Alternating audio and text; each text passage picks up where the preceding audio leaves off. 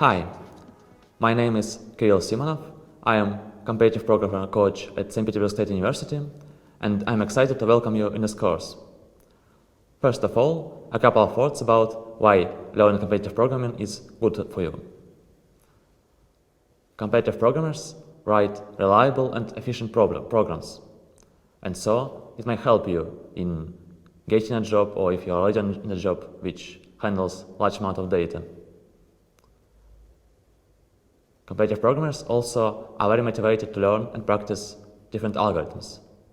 And if you didn't get enough time to do it before, with competitive programming you will do it easier.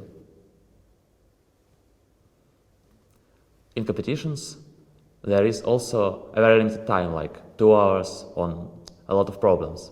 And so it will gain you time management skills.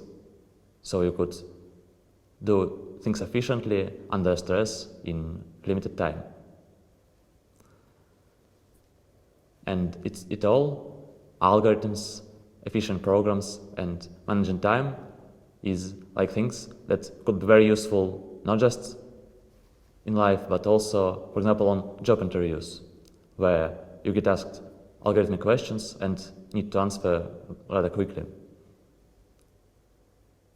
Another good side in competitive programming is that its community consists of very motivated and smart people, and so it's a lot of pleasure being in the community and communicating with them.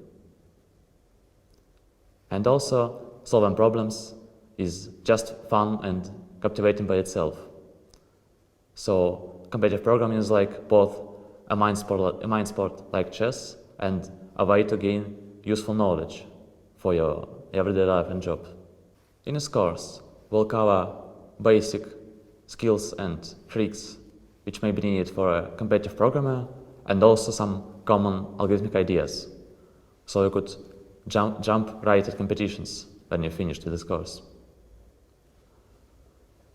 In the first week, we'll introduce what competitions and problems on them are, what are their specifics, and we'll also talk a bit more about how to test your programs.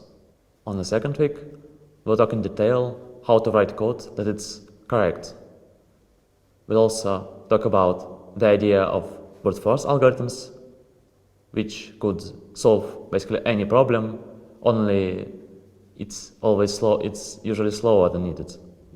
But sometimes it's the right solution. And we'll also talk about time complexity, meaning then how you could estimate will your program pass or not when you submit it. On the third week, we'll discuss issues that could be with handling numbers in programs, and in competitions these issues really could show up. And we'll also discuss how to, if you get stuck on some program when you have an implementation and don't know what to do about it because it doesn't work, we'll talk about a few tips about how to get out of the situation.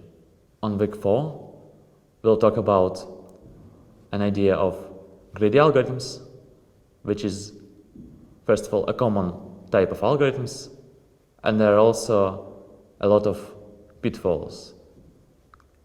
Correct solution and incorrect solution here are separated by a very close gap.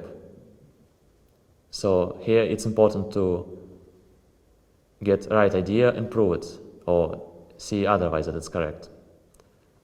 We'll also talk about specifics of different languages, so which one, for example, you should choose for using competitive programming.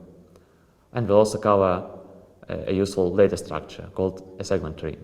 On weeks 5 and 6, we'll talk about dynamic programming. It's a very common idea, like many algorithms could be reduced to it somehow.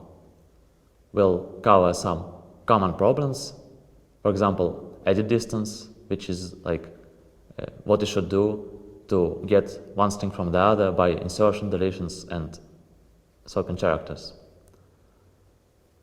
Knapsack problem and other problems which are classic and basic. And along the course, you'll hone your skills gathered at lectures by solving programming assignments, which are very similar to actual computation problems. So that's what we'll be doing in the course. In the next video, we'll start with specifics of competitive programming.